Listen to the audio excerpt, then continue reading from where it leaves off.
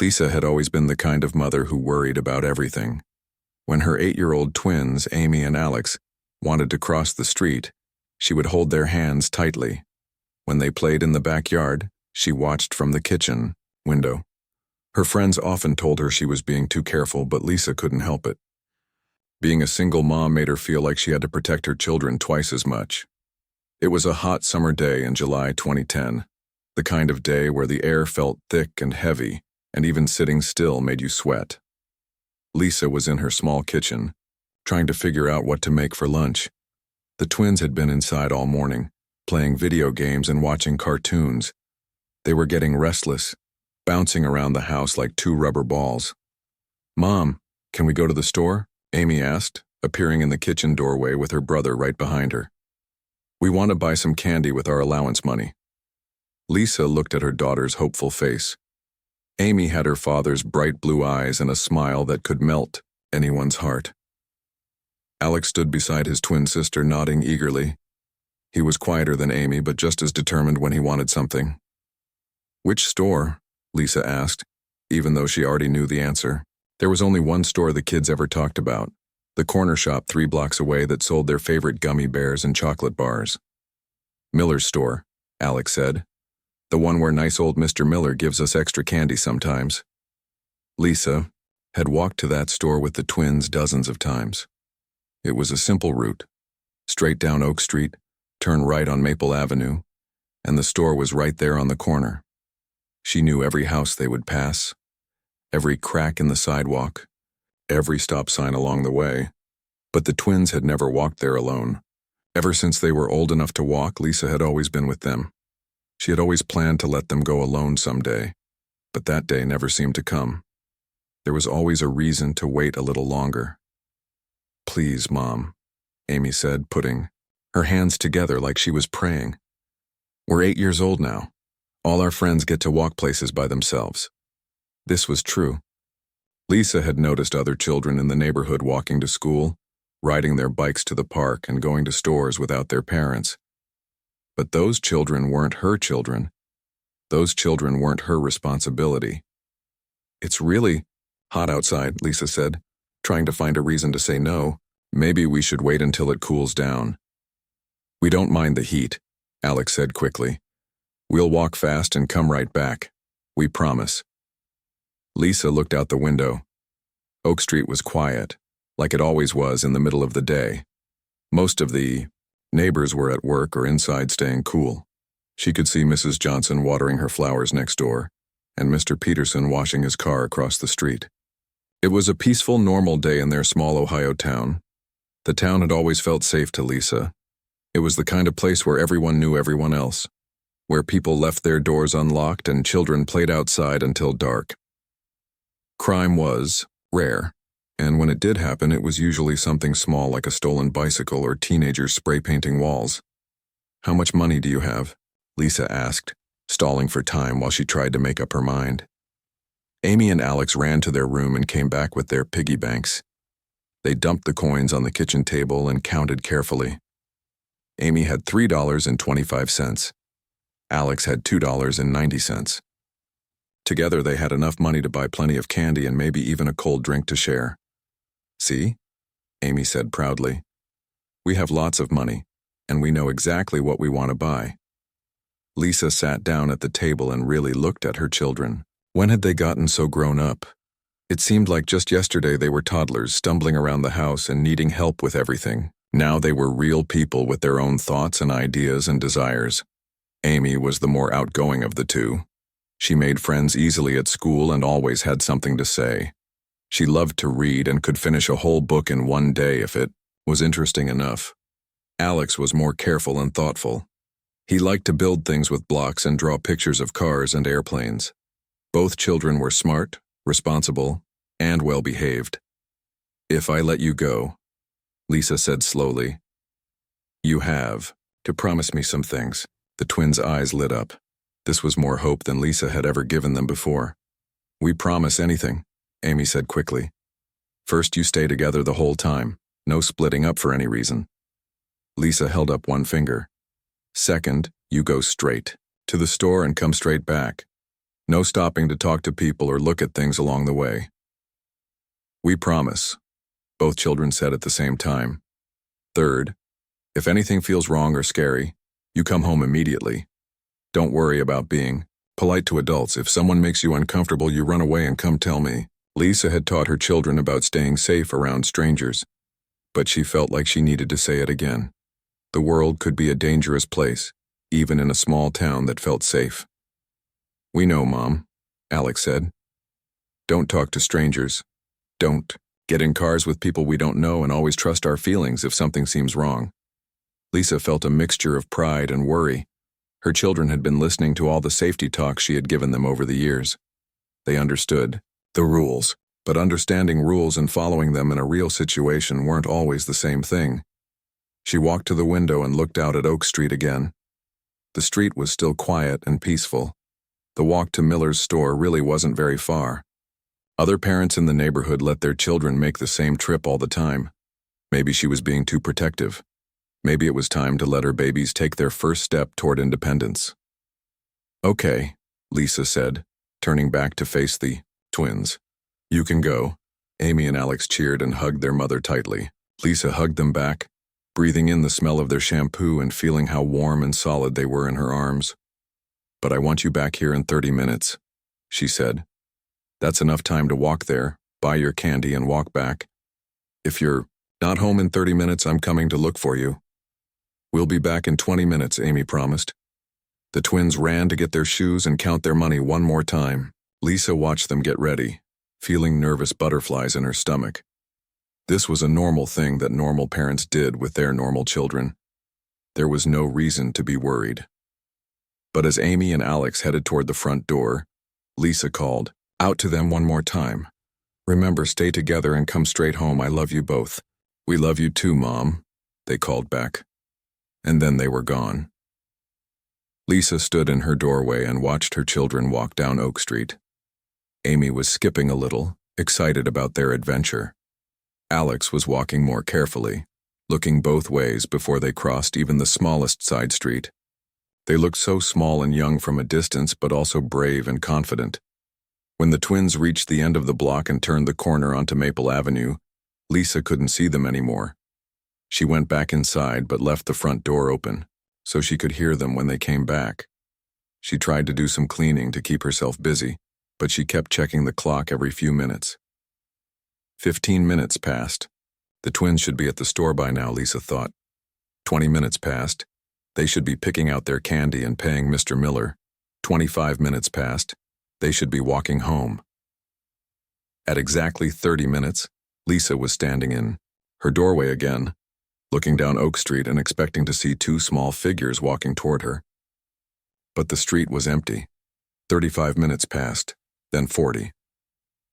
Lisa's nervous butterflies were turning into something much stronger. She walked to the end of her block and looked down Maple Avenue toward Miller's store. She couldn't see the store from where she stood, but she could see that the street was quiet and empty. Maybe the twins had stopped to look at something interesting. Maybe they had met a friend and were chatting. Maybe Mr. Miller was telling them one of his funny stories about the old days.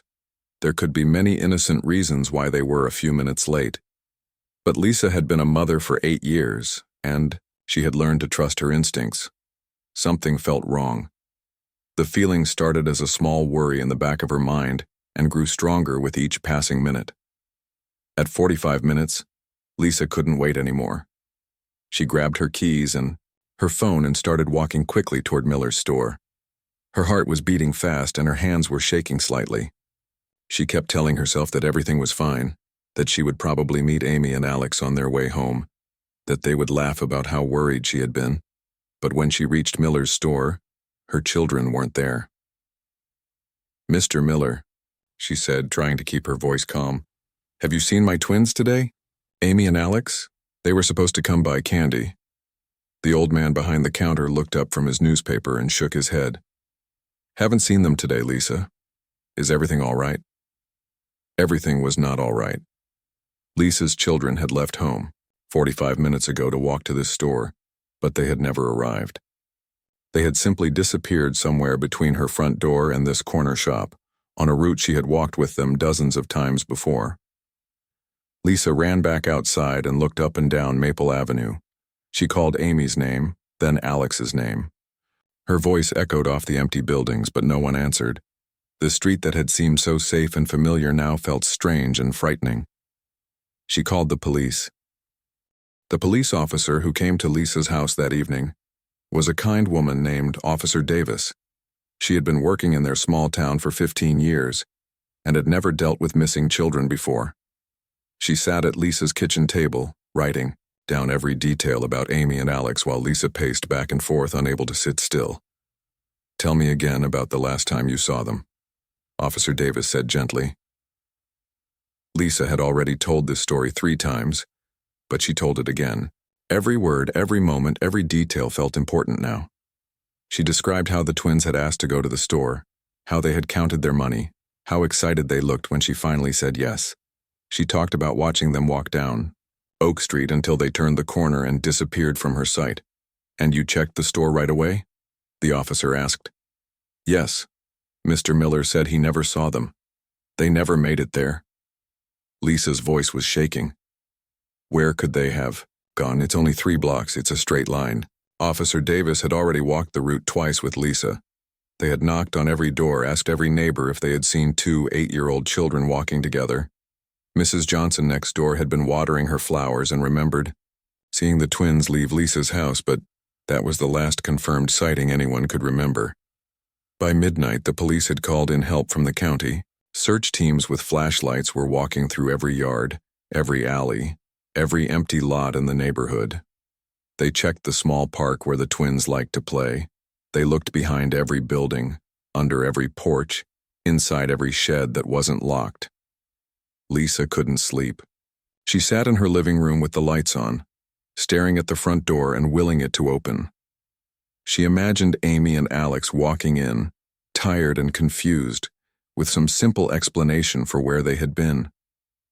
Maybe they had gotten lost and spent hours trying to find their way home. Maybe they had fallen asleep somewhere and just woke up. Maybe this was all just a terrible misunderstanding. But morning came, and her children didn't come home. The search continued for weeks. Volunteers from all over town joined the police. Lisa's sister came from 2 states away to help. Her ex-husband drove back from California, looking older and more worried than Lisa had ever seen him. For a few days, it felt like the whole world was looking for Amy and Alex. The police brought in dogs that could smell where people had been. The dogs followed the twins' scent down Oak Street, just like Lisa had walked so many times. But at the corner of Maple Avenue, something strange happened. The scent trail didn't continue toward Miller's store.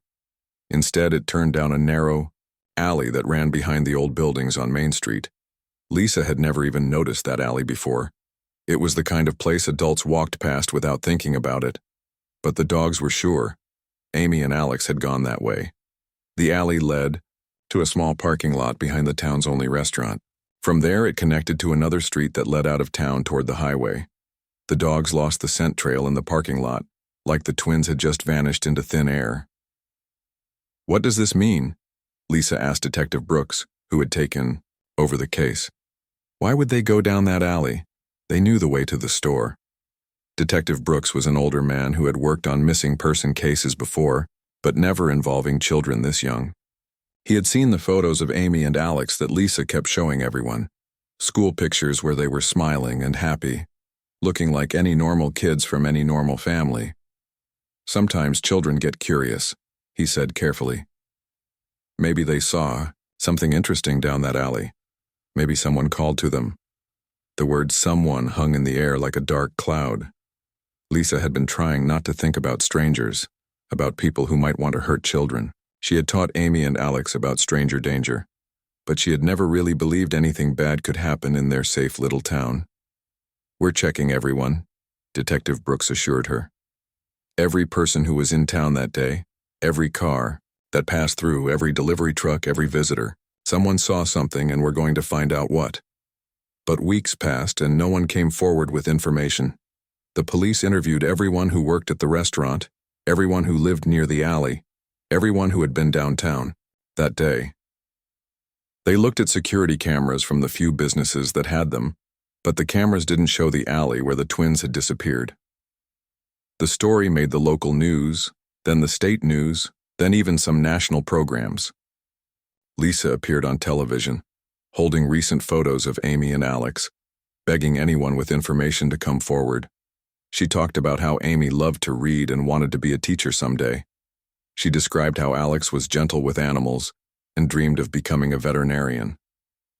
"They're good kids," she said to every reporter who would listen. "They're smart and careful. They wouldn't have gone with a stranger willingly. Someone took them." The words felt horrible to say out loud, but Lisa knew they were true. Her children hadn't run away. They hadn't gotten lost. Someone had taken them from that alley, and that someone was still out there. As the months passed, fewer people talked about the missing twins. The search parties stopped coming. The reporters moved on to other stories. Even the police had to focus on other cases, though Detective Brooks promised Lisa he would never stop looking. Lisa's life became a strange, new routine. She went to work at the local library, where she had always been happy helping people find books and information. But now every day felt like she was just going through the motions. She would smile at patrons and check out their books, but her mind was always somewhere else, always wondering where Amy and Alex were. She kept their bedroom exactly the same. Their clothes were still in the dresser drawers. Their toys were still scattered on the floor where they had left them that morning. Their beds were still unmade from the last time they had slept in them. Lisa's sister begged her to put some things away, said it wasn't healthy to keep everything like a shrine, but Lisa couldn't do it. "What if they come home?" she would ask. "What if they come home and their room is different? What if they think I gave up on them?" Lisa's ex-husband, Mike, tried to convince her to move away, to start fresh somewhere else. He had remarried and had a new baby, and he wanted Lisa to find a way to be happy again. But Lisa couldn't imagine leaving the house where Amy and Alex had grown up. What if they found their way back and she wasn't there? Every few months there would be a new lead. Someone would call the police and say they had seen two children who looked like the twins. Lisa would get her hopes up, pack a bag, and drive to whatever city or town the sighting had been reported. But it was never them. It was always some other family's children, living their normal lives, unaware that a desperate mother was staring at them from across a parking lot or playground. The worst part was the silence. Not knowing if Amy and Alex were alive or dead, safe or in danger, happy or scared. Lisa's imagination filled the silence with every possible scenario, most of them too terrible to think about for very long. She started volunteering with organizations that helped families of missing children. She learned that there were thousands of families like hers, all over the country, all living in the same horrible uncertainty. She met other mothers who had been searching for their children for years, even decades. Some of them had found their children eventually. Others never did. Lisa began carrying flyers with Amy and Alex's pictures everywhere she went. She posted them on bulletin boards at grocery stores, gas stations, and community centers. She created a website with their photos and information, hoping that someone somewhere might recognize them. Years passed. Amy and Alex would have been in middle school, then high school. Lisa tried to imagine how they might look as they grew, older. Would Amy still have her bright smile? Would Alex still be quiet and thoughtful? Did they remember her? Did they know she was still looking for them? The 10th anniversary of their disappearance was the hardest day Lisa had ever experienced. The local newspaper ran a small story about the case, calling it "The Mystery That Still Haunts Our Town." There were no new leads, no new information, no new hope to offer. Lisa stood in her children's bedroom that night, looking at toys that 8-year-olds had outgrown years ago. She realized that even if Amy and Alex came home tomorrow, they wouldn't be the same children who had left. They would be 18 years old, practically adults, with 10 years of experiences she knew nothing about. But she also realized something else. No matter how much time passed, no matter how old they got, they would always be her babies, and she would never stop looking for them. She would never stop believing that someday, somehow, she would see them again. That belief was all she had left, but it was enough to keep her going one more day. It was a Tuesday morning in July 2022. exactly 12 years after Amy and Alex had disappeared. Lisa was getting ready for work, going through the same routine she had followed for years. She made her coffee, checked the weather, and looked out the kitchen window at Oak Street where her children had walked for the last time. The anniversary always made her feel strange. Part of her wanted to stay home and remember, but she had learned that keeping busy was better than sitting alone with her thoughts. She was planning to spend her lunch break updating the missing children website she maintained, adding new photos of how Amy and Alex might look now at 20 years old. Her phone buzzed with a text message. Lisa almost ignored it. She got spam messages all the time and she was already running late for work. But something made her pick up the phone and look. The message was from a number she didn't recognize. There were no words, just a photo attachment. Lisa almost deleted it without opening it. Over the years, she had received hundreds of messages from strangers. Some were kind people trying to help. Others were cruel jokes from people who thought missing children were funny. She had learned to be careful about which messages she opened. But today, for some reason she couldn't explain, Lisa tapped on the photo. The image loaded slowly, and at first Lisa couldn't understand what she was looking at. It showed two young people, probably college age, standing together in front of what looked like a school building. They were wearing graduation caps and gowns, smiling at the camera like any proud graduates. Lisa was about to delete the photo when something made her look closer. The young woman had long brown hair and was holding her graduation cap in one hand. She had a bright, confident smile that reminded Lisa of someone, though she couldn't quite place who. The young man standing next to her was taller, with darker hair and a quieter expression. He had his arm around the woman's shoulders in a protective way that seemed familiar somehow. Lisa stared at the photo for a long moment, feeling something strange happening in her chest. Her heart was beating faster, but she didn't know why. These were just two random college students she had never seen before. Why did looking at them make her feel so nervous? She was about to put her phone away when she noticed the young woman's eyes. They were blue, not just blue, but a very specific shade of bright, clear blue that Lisa had seen every day for 8 years. The same blue eyes that had looked up at her when Amy asked to go to the store that summer day 12 years ago. Lisa's hands started shaking. She looked at the young man more carefully, studying his face feature by feature, his nose, his jawline, the way his mouth curved when he smiled. It all looked familiar in a way that made her stomach flip. She ran to her bedroom and grabbed the photo album she kept on her nightstand. It was full of pictures of Amy and Alex, from when they were babies until the day they disappeared. Lisa flipped through the pages quickly, looking for the school photos from when the twins were 8 years old. She found the picture she was looking for and held it next to her phone screen. Amy at 8 years old, smiling at the camera with those same bright blue eyes. Alex beside her, with the same shaped face and the same gentle expression. Lisa's legs felt weak. She sat down on her bed and looked back and forth between the old photo and the new one. The faces were older now, changed by 12 years of growing up, but the resemblance was undeniable. It can't be, she whispered to herself. It can't be them. But as she stared at the photos, she became more and more certain. The young woman had Amy's smile, Amy's eyes, Amy's way of tilting her head slightly when someone took her picture. The young man had Alex's serious expression, Alex's strong chin, Alex's habit of putting his arm protectively around his sister. Lisa's phone rang, making her jump. She looked at the screen. It was her sister calling, probably to check on her. Because of the anniversary, Lisa let it go to voicemail. She couldn't talk to anyone right now. She couldn't think about anything except the photo on her phone. She looked at the image again, trying to find details that might tell her where it was taken. Behind the two graduates, she could see part of a sign on the building, but most of the letters were blocked by their bodies. She could make out what looked like university, but she couldn't see the full name. The photo had been taken recently. The graduates were wearing masks around their necks, and Lisa recognized the style of graduation ceremony that had become common after the pandemic. The lighting suggested it was taken outside during the day, probably in spring or early summer. Lisa tried to call the number that had sent the photo, but it went straight to voicemail. The voicemail message was just the automated recording that came with phone service. No personal greeting, no name, nothing that might tell her who had sent this picture or why.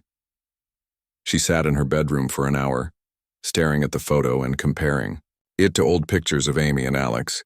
The more she looked, the more convinced she became that these were her children. They had grown up, gone to college, graduated, all while she had been searching for them and wondering if they were still alive. But how was that possible? Where had they been for 12 years? Who were they living with? Why hadn't they tried to contact her? Did they even remember her? Lisa's mind was racing with questions, but she forced herself to calm down and think logically. She needed help. She needed someone with experience to look at this photo and tell her if she was seeing what she hoped she was seeing, or if 12 years of grief had finally made her lose her mind. She called Detective Brooks, who had retired from the police force but still stayed in touch with Lisa every few months. He was in his 70s now, but he had never forgotten about Amy and Alex's case. Detective Brooks, Lisa said when he answered, I need you to look at something. I think someone sent me a photo of my children. There was a long pause. Detective Brooks had received calls like this from Lisa before, usually when she thought she had spotted the twins somewhere. He had always been patient and kind, even when the leads turned out to be nothing. Where are you now, Lisa? He asked gently. I'm at home. I have the photo on my phone. Can you come over? I know it sounds crazy, but I really think it's them. Detective Brooks lived only 10 minutes away. He had stayed in the same town after retirement, partly because he couldn't bear to leave while Amy and Alex's case remained unsolved. He arrived at Lisa's house with a magnifying glass and his old case files. Lisa showed him the photo, her hands still shaking. Detective Brooks put on his reading glasses and studied the image carefully. He compared it to the old photos of Amy and Alex, just like Lisa had done. He measured facial features and proportions using techniques he had learned in his police training. After 20 minutes of careful examination, Detective Brooks looked up at Lisa with an expression she had never seen before. It was hope mixed with disbelief, excitement mixed with caution. Lisa, he said slowly, I think you might be right. The facial structure, the eye color, the way they're standing together. This could very well be Amy and Alex. Lisa started crying. She had held back her emotions all morning, trying to stay logical and reasonable. But hearing Detective Brooks confirm what she had been hoping changed everything. What do we do now? She asked through her tears. Detective Brooks was already reaching for his phone. We call in some favors. I know people who can analyze this photo, trace where it came from, maybe even figure out where it was taken. If this really is Amy and Alex, we're going to find them. The next few hours passed in a blur. Detective Brooks called contacts he still had in law enforcement.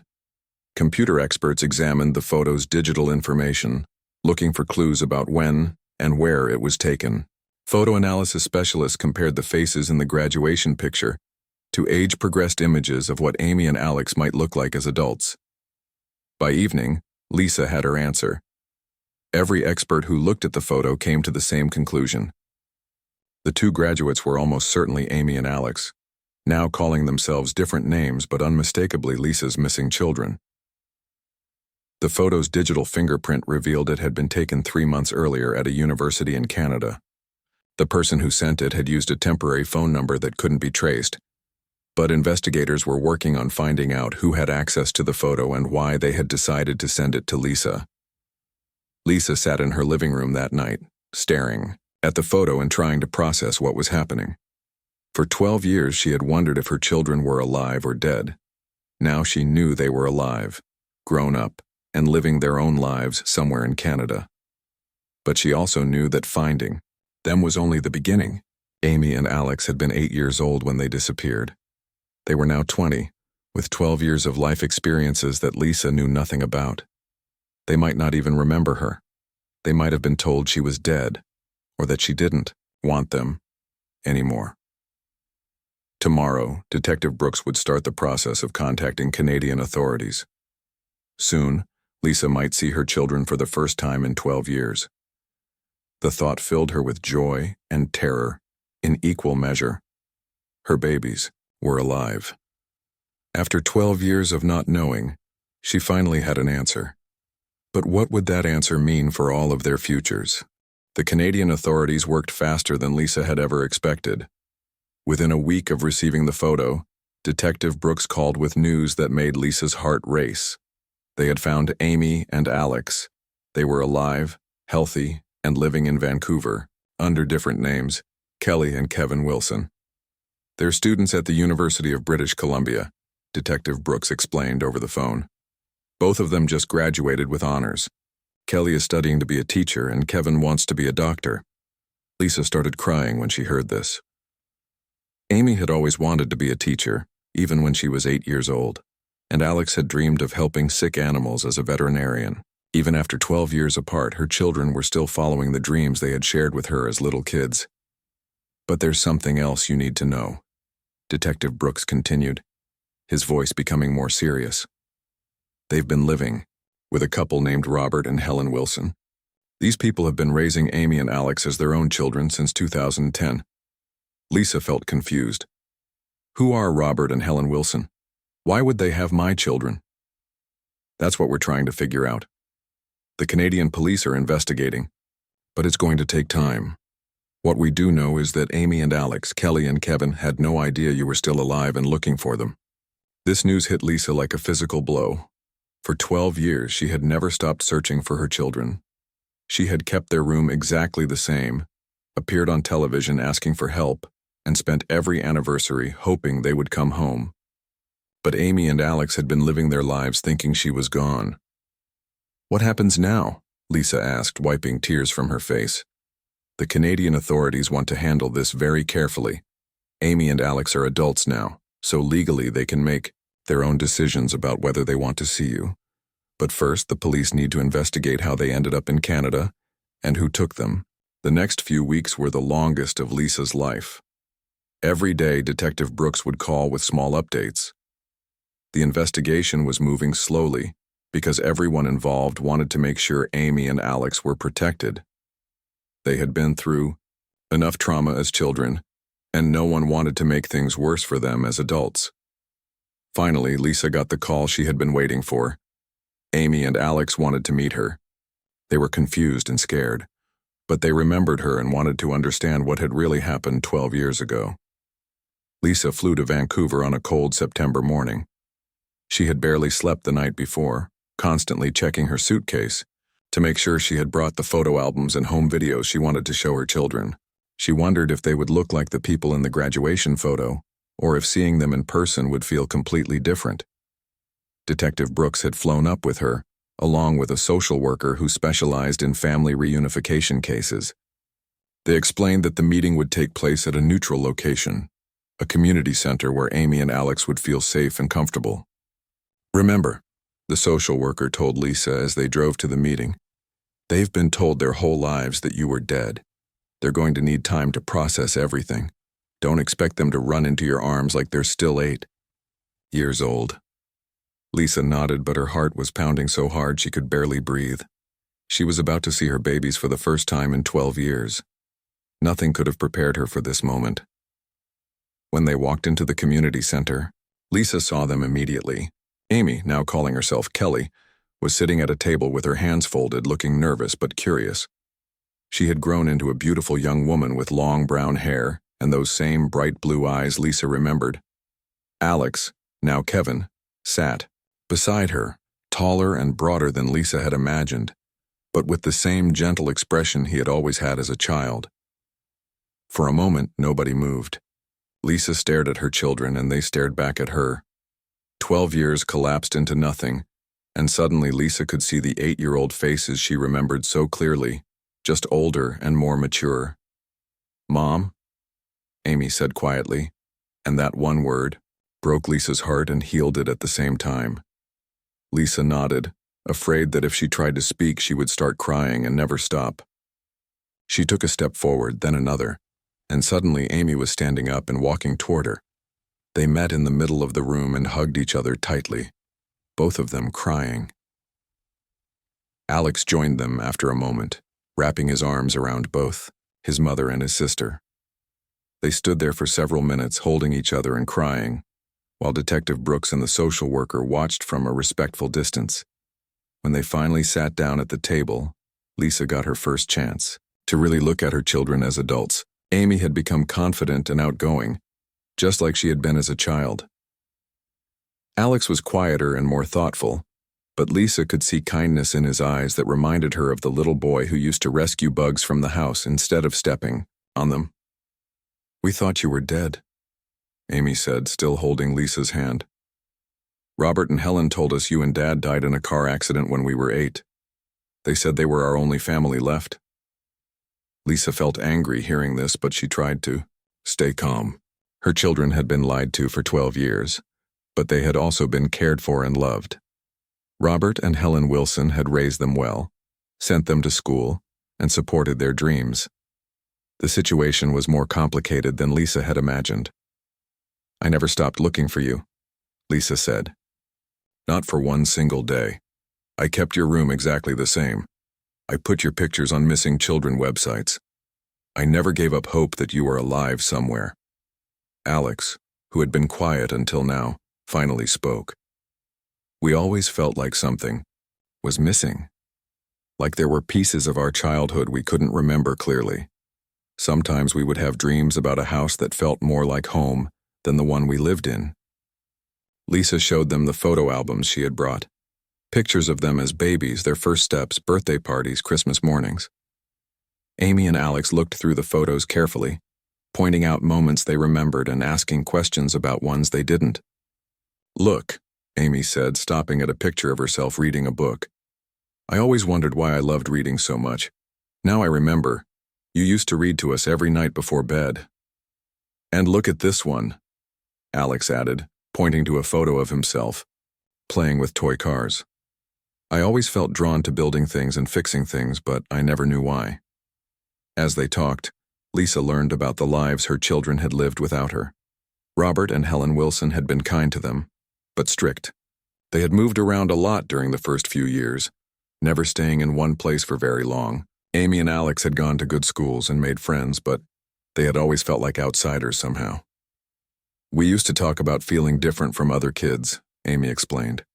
"Like we were pretending to be someone we weren't, but we didn't know who we really were supposed to be." The reunion was emotional and difficult, but also healing in ways Lisa hadn't expected. Her children were strangers to her in many ways. They had grown up, formed their own personalities, and lived experiences she knew nothing about. But they were also unmistakably the same people she had raised for 8 years, just older and wiser. Over the next few days, Lisa learned the full truth about what had happened. Robert and Helen Wilson were actually distant relatives of Lisa's ex-husband, Mike. They had been struggling with infertility for years and had become obsessed with the idea of having children of their own. On the day Amy and Alex disappeared, Helen had approached them in the alley behind Main Street. She told them their mother had sent her to pick them up because of an emergency. The children, confused and scared, had gone with her because she knew their names and seemed to know their family. Robert and Helen had immediately driven to Canada with the twins, using fake identification papers they had prepared in advance. They settled in a remote town where no one would ask questions about their sudden appearance with 2 young children. The worst part was that they had convinced Amy and Alex that their parents were dead within weeks of taking them. The children, traumatized and confused, had eventually accepted this story because it was the only explanation that made sense to their 8-year-old minds. Robert and Helen Wilson were arrested and charged with kidnapping. They confessed to everything, saying they had never meant to hurt anyone. They just wanted to be parents so desperately that they convinced themselves they were saving the children from something terrible. Lisa felt conflicted about this. She was angry that her children had been taken from her and lied to for 12 years.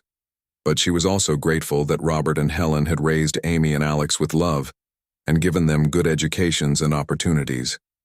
The reunion was just the beginning of a long process of rebuilding their relationship. Amy and Alex decided to stay in Vancouver to finish their studies, but they wanted to stay in contact with Lisa and slowly get to know her again. Lisa moved to Vancouver 6 months later. She found a job at the city library and rented a small apartment near the university. She and her children met for lunch every week, slowly building new memories together while sorting through the complicated emotions of their lost years. It wasn't the fairy tale reunion Lisa had dreamed of for 12 years. Her children were adults now with their own lives, friends, and plans for the future. But they were alive, they were healthy, and they wanted her to be part of their lives going forward. That was more than Lisa had dared to hope for during all those years of searching. Her family was broken and changed, but it was also healing and growing in new ways. Sometimes the most important victories don't look like what we expected them to look like.